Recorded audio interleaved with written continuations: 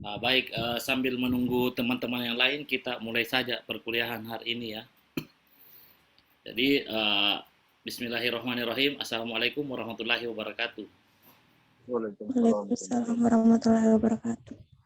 Salam sejahtera untuk kita. Waalaikumsalam warahmatullahi wabarakatuh.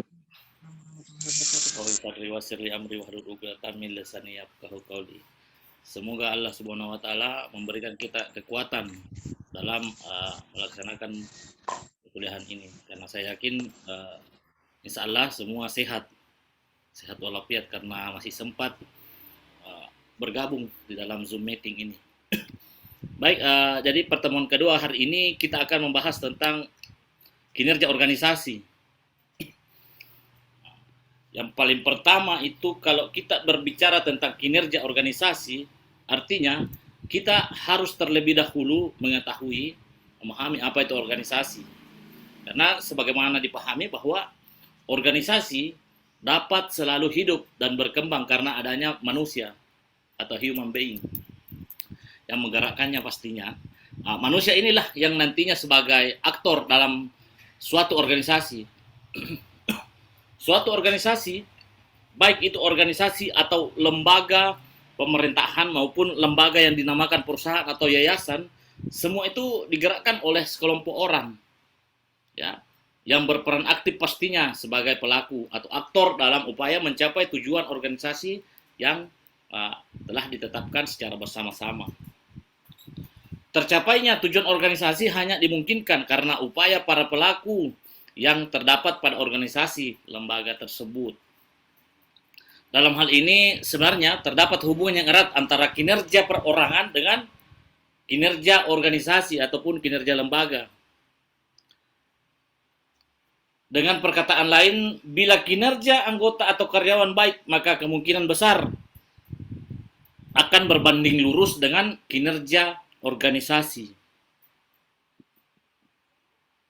Kira-kira menurut rekan-rekan sekalian, siapa yang bisa memaparkan sedikit tentang apa itu organisasi? Bisa? Siapa yang bisa? Silakan. Kira-kira apa itu organisasi? Mungkin Kurdi ya. Apa itu organisasi, Kurdi?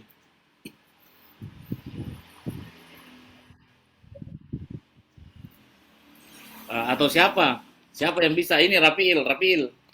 Karena dia ketua HMJ, mungkin bisa Iya, sedikit. Pak. Coba paparkan definisi dari organisasi menurut saudara. Organisasi adalah Halo? Tidak kedengaran. Organisasi adalah sekumpulan dua individu atau lebih yang memiliki tujuan yang sama. Oke. Yang lain, ada yang lain ya yang bisa memaparkan sedikit tentang apa itu organisasi?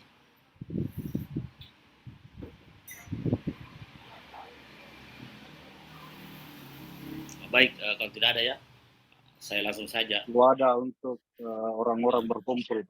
Oke, wadah untuk orang-orang berkumpul ya. Jadi organisasi itu adalah wadah. Organisasi itu adalah perkumpulan menurut Pak Atos. Jadi secara garis besarnya, organisasi itu merupakan suatu struktur pembagian kerja dan struktur tata hubungan kerja antara sekelompok orang pemegang posisi yang bersama-sama bekerja secara tertentu untuk bersama-sama mencapai tujuan tertentu.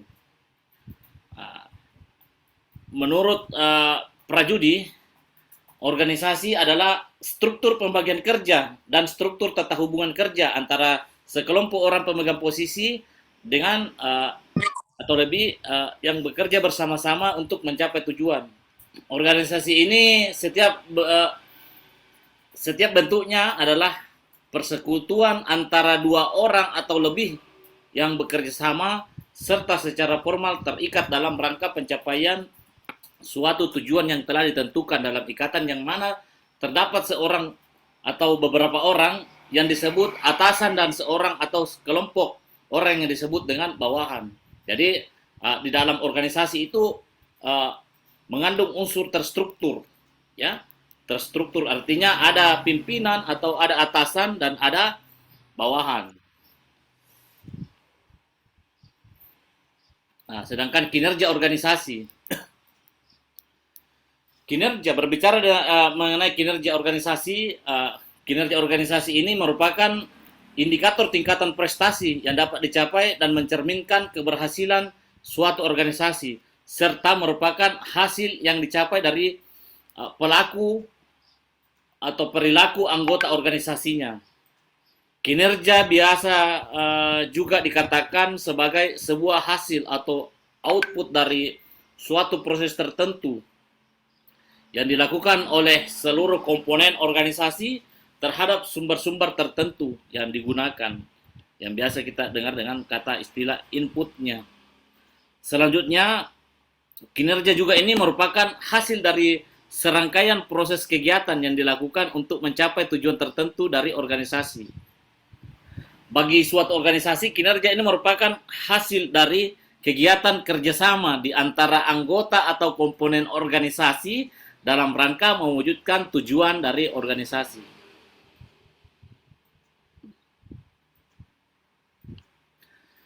Hasil kerja yang dicapai oleh suatu instansi dalam menjalankan tugasnya dalam kurun waktu tertentu, baik terkait dengan input, output, outcome, benefit, maupun impact, dengan tanggung jawab dapat mempermudah arah penataan organisasi pemerintahan. Adanya hasil kerja yang dicapai oleh institusi dengan penuh tanggung jawab akan tercapai peningkatan kinerja yang efektif dan efisien. Baban Sobandi dan para ahli lainnya dalam bukunya yang berjudul Desentralisasi dan Tuntutan Penataan Kelembagaan Daerah menyatakan bahwa indikator kinerja organisasi itu ada 4, ya. Yang pertama itu adalah apa luarannya, atau apa hasilnya, atau apa outputnya, ya. Yang kedua itu hasilnya bagaimana, ya. Dan yang ketiga itu kaitan usaha dengan pencapaian. Lalu ada juga informasi penjelas. Jadi kinerja organisasi itu adalah sebuah informasi untuk memperjelas tujuan atau pencirian dari organisasi. Berbicara mengenai faktor pertama tadi, atau luaran atau outputnya, sesuatu yang diharapkan langsung dicapai dari suatu kegiatan yang berupa fisik ataupun non-fisik. Suatu kegiatan yang berupa fisik maupun non-fisik yang diharapkan dapat dirasakan langsung oleh anggota atau masyarakat. Kelompok atau keluaran atau outputnya meliputi 2 hal. Yang pertama itu kualitas pelayanan yang diberikan. Indikator ini mengukur kuantitas fisik dari pelayanannya. Nah, hal yang kedua adalah kuantitas. Bagaimana kuantitas pelayanan yang diberikan yang memenuhi persyaratan kualitas tertentu. Indikator ini mengukur kuantitas fisik pelayanan yang memenuhi uji kualitas. Jadi kedua hal tersebut jangan dipisahkan.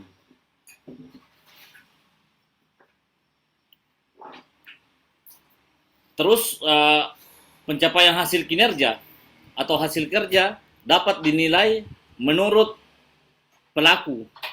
Yang pertama itu adalah ada yang dinamakan kinerja secara individu, ya. Ada yang dinamakan juga kinerja secara kelompok, ada kinerja organisasi, ada kinerja program. Yang pertama kinerja individu itu apa? Jadi kinerja individu ini yang menggambarkan sampai seberapa jauh seseorang telah melaksanakan tugas pokoknya sehingga dapat memberikan hasil yang ditetapkan oleh kelompok atau instansi. Sedangkan kinerja kelompok merupakan gambaran dari sampai seberapa jauh seseorang telah melaksanakan tugas pokoknya sehingga dapat memberikan hasil yang telah ditetapkan oleh kelompok atau instansi. Selanjutnya kinerja organisasi yaitu hal yang menggambarkan sampai seberapa jauh satu kelompok telah melaksanakan semua kegiatan-kegiatan pokok sehingga kelompok tersebut dapat mencapai visi dan misi yang telah ditetapkan di dalam institusinya. Lalu ada juga yang dinamakan dengan kinerja program. Kinerja program ini berkenaan dengan sampai seberapa jauh kegiatan-kegiatan dalam program yang telah dilaksanakan sehingga dapat mencapai tujuan dari program kerja tersebut.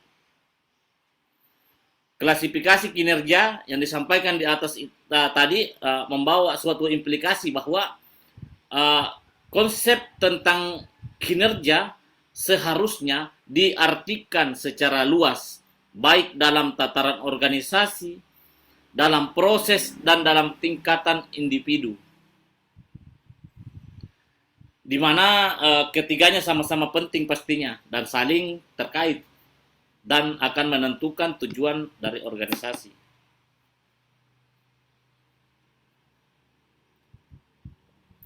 Jadi apa saja sih tujuan dari manajemen kinerja organisasi?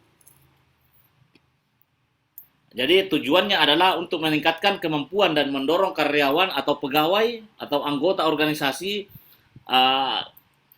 agar bekerja dengan penuh semangat, efektif, efisien, dan produktif, serta sesuai dengan proses kerja yang benar, sehingga diperoleh hasil kerja yang optimal. Alasan dibutuhkannya manajemen kinerja diantaranya sebagai berikut. Yang pertama itu setiap pegawai ingin memiliki penghasilan yang tinggi. Yang kedua, setiap pegawai atau karyawan ingin memiliki keahlian sesuai bidang ilmunya. Lalu setiap karyawan ingin berkembang karirnya. Lalu kewajiban bagi pimpinan untuk meningkatkan penghasilan karyawan. Kewajiban bagi pimpinan untuk meningkatkan kinerja karyawan. Setiap karyawan ingin mendapatkan perlakuan adil atas hasil kerjanya. Selanjutnya bagi yang berprestasi, dia akan berhak memperoleh penghargaan. Dan bagi yang melanggar atau kegiatan indisipliner, dia wajib diberikan sanksi. Jadi hal ini kita berkaitan dengan reward dan punishment, ya. Reward diberikan ketika seseorang bagus kinerjanya. Reward diberikan ketika seseorang memiliki kontribusi tinggi terhadap suatu organisasi ataupun kantornya. Sedangkan punishment itu diberikan ketika seseorang melanggar aturan atau menjalankan praktik kegiatan indisipliner di dalam suatu organisasi yang melenceng, ya, yang melenceng, yang dapat mencederai nyawa atau alur dari organisasi tersebut. Ketika mutu karyawan masih rendah, di sini dilihat dari kemampuan yang memiliki sebagai akibat dan rendahnya tingkat pendidikan, rendahnya kesempatan mengikuti pelatihan, rendahnya etos kerja dan mutu produk, pelayanan dan atau hasil kerjanya masih rendah.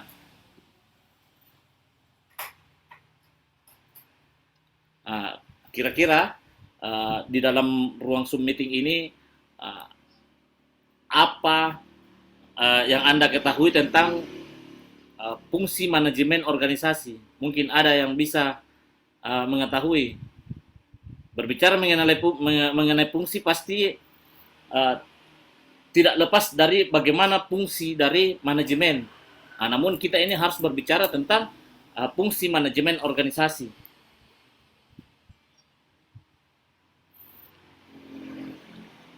Ada yang bisa menyebutkan apa-apa kira-kira fungsi perencanaan dari kinerja atau performance planning? Apa fungsinya kira-kira? Itu diselenggarakan yang namanya perencanaan kinerja. Ada yang bisa?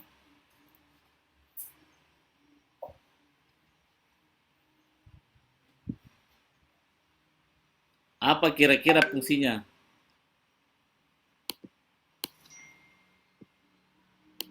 Jadi sebagai gambaran umum, dalam organisasi yang efektif, pekerjaan direncanakan dari awal, ya. Siapa yang bisa? Hai Pak. Nah, silakan.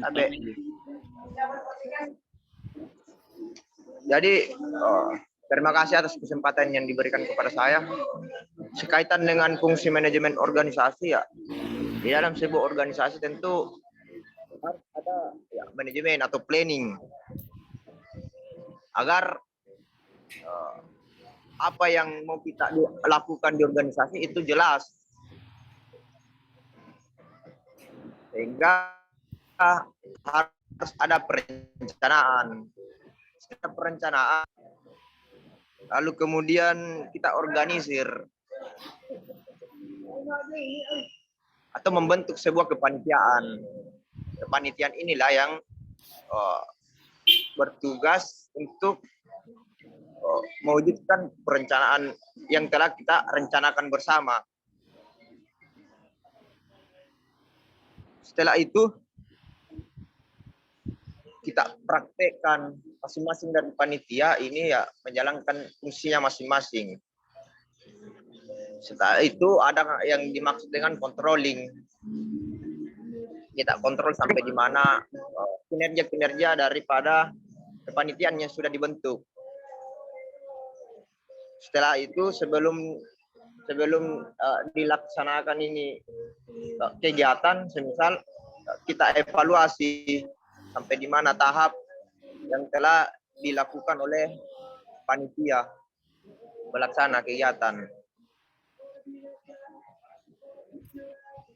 Mungkin hanya itu yang bisa saya jelaskan Pak sekaitan dengan manajemen organisasi.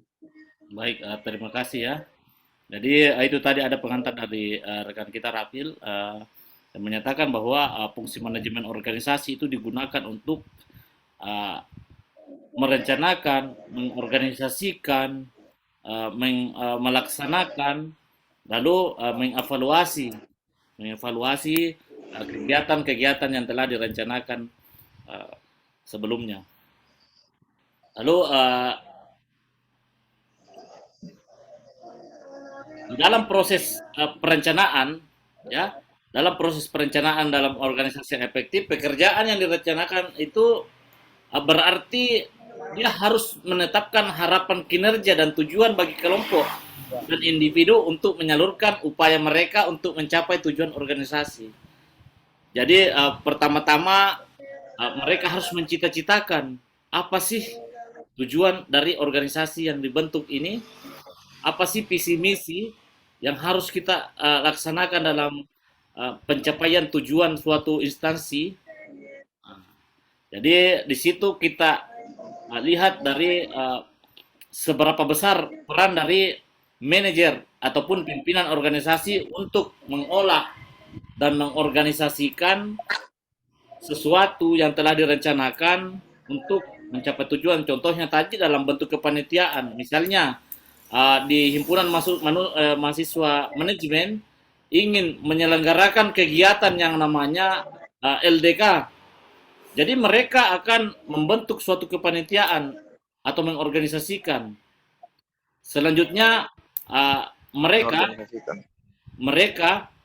melaksanakan kegiatan tersebut. Setelah masuk dalam kegiatan tersebut, mereka akan mengevaluasi kira-kira apa hambatan-hambatan yang telah terjadi. Dan ketika ada hambatan, kita kembali ke tahap proses perencanaan lagi untuk merencanakan ke tahun depan. Kegiatan yang sama dengan tahun depan. Hambatan di sini digunakan untuk sebagai proses pembelajaran bahwa dulu kita pernah menyelenggarakan kegiatan hambatannya begini. Disitulah kita rencanakan dan memberikan solusi, mencarikan strategi-strategi yang handal. Kita bisa studi banding ataupun melihat referensi-referensi terkait dari kegiatan-kegiatan yang sejenis dan pengelola yang beda untuk bersama-sama dipelajari dalam rangka mencapai tujuan. Namun ketika tujuan yang diharapkan tadi ini sesuai dengan harapan, tentunya kita harus tetap berpikir kontinu.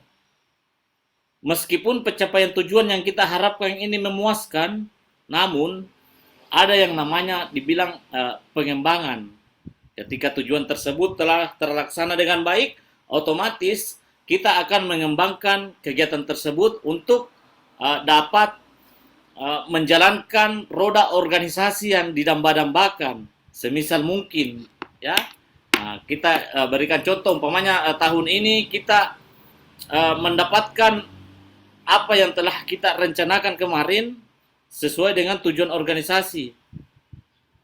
Lalu tahun depan pasti orang akan jenuh ketika program-program yang ditawarkan masih sama dengan program yang lalu. Maka itu diperlukan adanya pengembangan.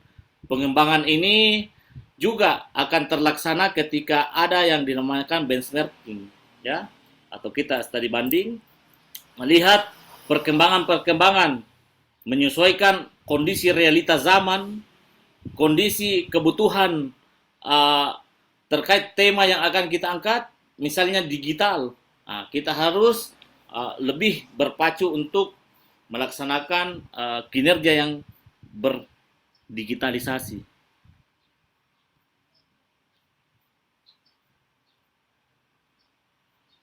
Kita cek dulu.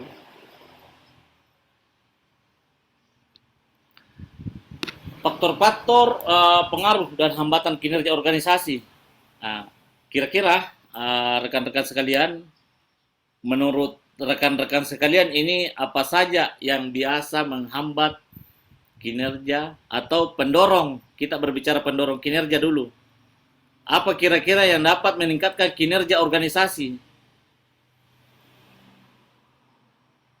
Menurut rekan-rekan. Saya Pak. Dulu ini siapa ini? Ayu. Gaji, Pak. Reward ya, gaji. Terus Rapil? Iya.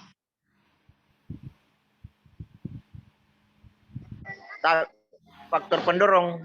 Iya.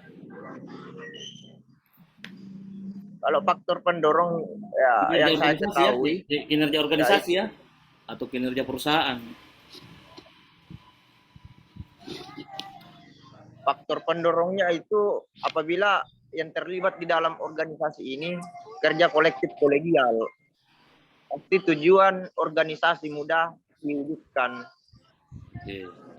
Berarti itu kerjasama ya, adanya kerjasama. Yang tadi ini dari Ayu, dia mengatakan bahwa faktor pendorong utama itu termasuk di dalamnya adalah pemberian upah. Berarti 12 jam. Faktor selanjutnya itu adalah adanya kerjasama yang baik di dalam organisasi. Selanjutnya siapa lagi yang bisa? Saya Pak. Mungkin saya, Pak. Silakan Agung. Kalau saya Pak, faktor pendorong kinerja seseorang dalam berorganisasi itu bonus Pak, dengan memberikan bonus. Bonus. Terima kasih. Bonus hampir sama dengan yang tadi ya, gaji. Atau dia. Saya, Pak, mungkin mau tambahkan sedikit. Silakan Ike. Jadi kalau untuk faktor yang berpengaruh mungkin yang pertama mungkin dari strategi kepemimpinannya, kemudian dari SDM-nya seperti yang dikatakan sebelumnya sama teman yang tadi bahwa jika SDM-nya kurang bekerja sama itu salah satu menjadi faktor. Terus kemudian dari infrastrukturnya juga itu menjadi faktor juga sih Pak. Sama di bidang kalaupun dia menggunakan teknologi bisa saja itu menjadi faktor yang berpengaruh juga. Mungkin itu dari saya Pak. Terima kasih. Oke, jadi tadi itu adalah faktor-faktor ya. Jadi betul saudara-saudara tadi yang sebutkan itu merupakan faktor-faktor yang dapat meningkatkan kinerja organisasi atau yang dapat mendorong organisasi agar dapat mencapai tujuannya.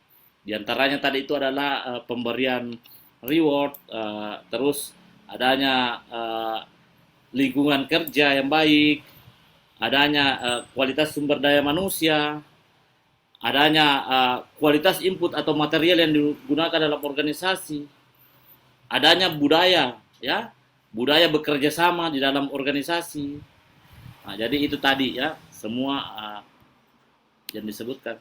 Sedangkan bagaimana menurut pendapat rekan-rekan sekalian? faktor penghambat dari kinerja organisasi. Apa saja yang bisa menghambat kinerja organisasi?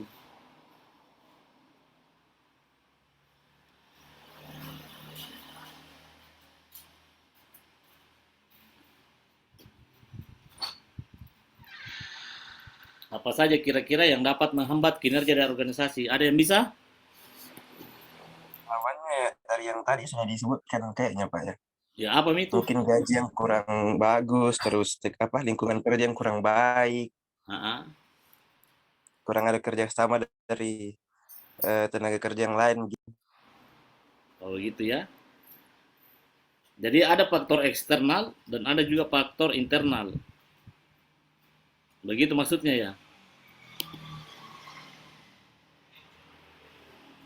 Enggak, maksudnya kan tadi faktor yang mendorong, faktor yang menghambat ya berarti lawannya dari yang dorong tadi Pak.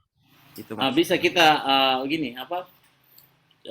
Kita melihat contoh kasus lah. Contoh kasus ya. Dulu itu di di Makassar ataupun di kota lain ada yang namanya tempat perbelanjaannya Matahari. Namun seiring sejalan dia terdampak oleh kerasnya persaingan global karena mungkin swalayan tersebut tidak dapat bersaing dengan pesaing-pesaing baru yang ada. Artinya quality dari kinerjanya itu kurang. Ya, kualitas dari kinerja organisasinya itu kurang. Kalau kita melihat dari contoh kasus tersebut, kira-kira menurut saudara-saudara apa yang menjadi poin utama atau poin pengganggu yang menyebabkan kinerja atau ditutupnya swalayan tersebut di Makassar dan terbuka di Sulawesi Barat, di Mamuju. Apa kira-kira yang menjadi faktor penghambatnya? Kan tadi secara umum kita ketahui bersama bahwa faktor yang dapat meningkatkan tadi kinerja organisasi tadi itu salah satunya adalah pemberian motivasi, pemberian lingkungan kerja yang memadai, dan lain sebagainya.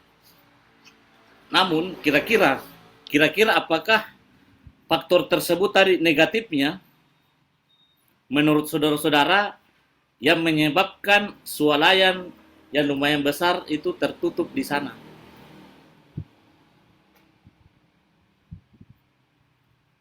Kira-kira mungkin kurang peminat Ki Pak. Mungkin kurang peminat ya. Posmayer Pak. Apa itu apa? Posmayer Pak, bencana alam. Nah, apalagi?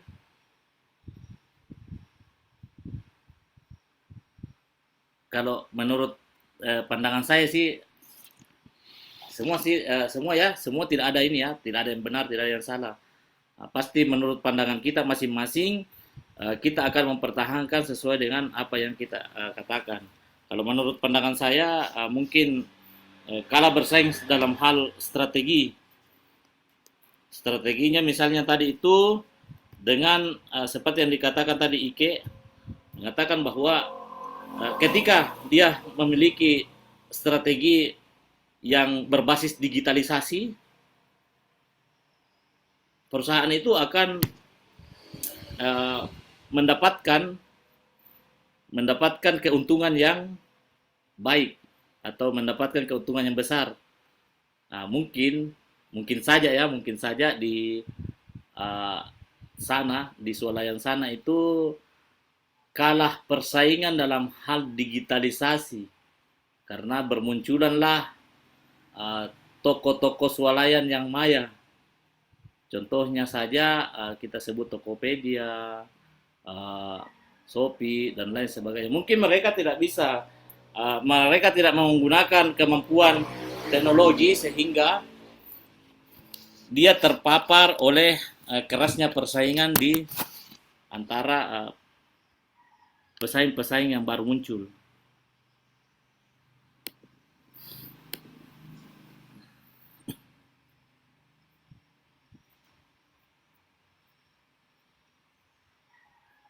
Kalau mati ini nanti kita masuk kembali ya.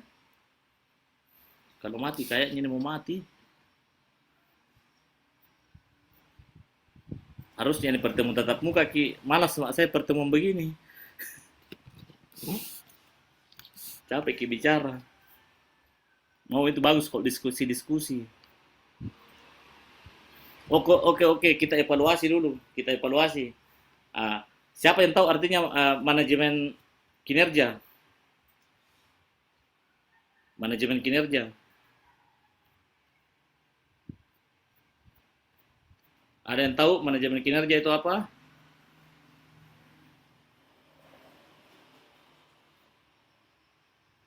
Ada yang bisa definisikan ya? Manajemen kinerja itu apa?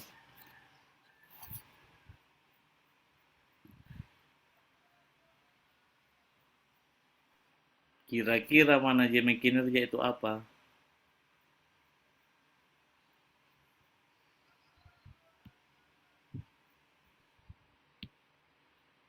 Saya Pak, Nah, silakan. Ayo.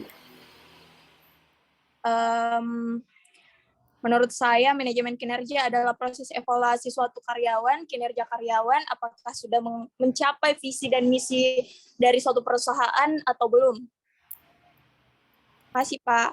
Iya, makasih. Nah, siapa lagi yang bisa? Banyak ini anak KKN ku di sini, tapi kayaknya ini manajemen kinerjanya kurang karena belum dikasih kumpul anunya, laporannya.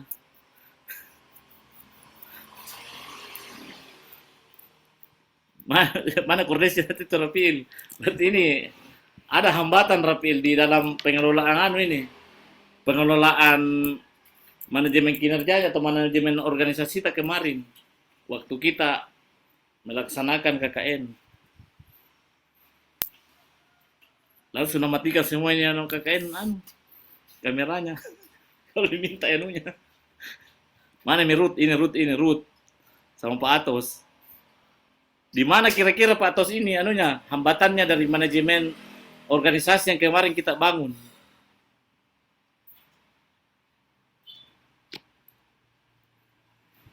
Kurang komunikasi mungkin Pak. Dari aspek komunikasinya yang kurang di. Iya Pak. Kalau Ruth, di mana Ruth hambatannya?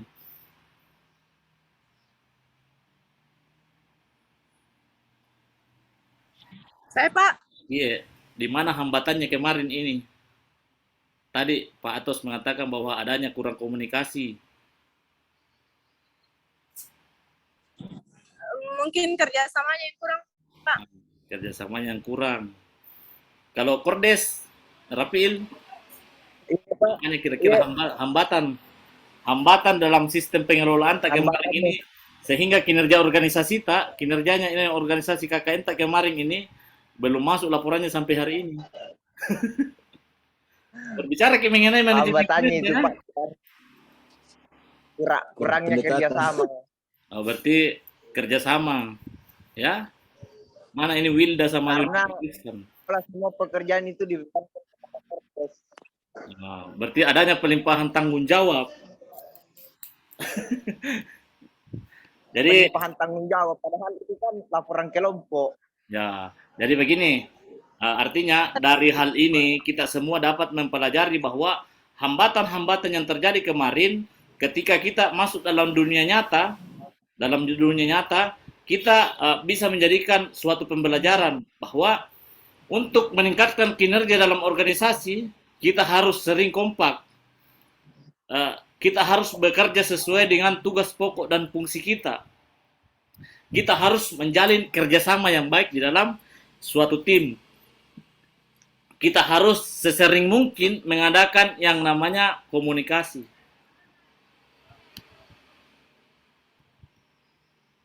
Nah, itu ada batas waktu download materi ya. Download materi dulu, kita istirahat dulu sekitar 5 menit ini untuk download materi, baru kita masuk kembali absen. Tinggal di absen ini. Ya Pak. Iya, iya. Oke. Download materi dulu ya, baru masuk kembali nanti untuk absensi. Oke, Pak.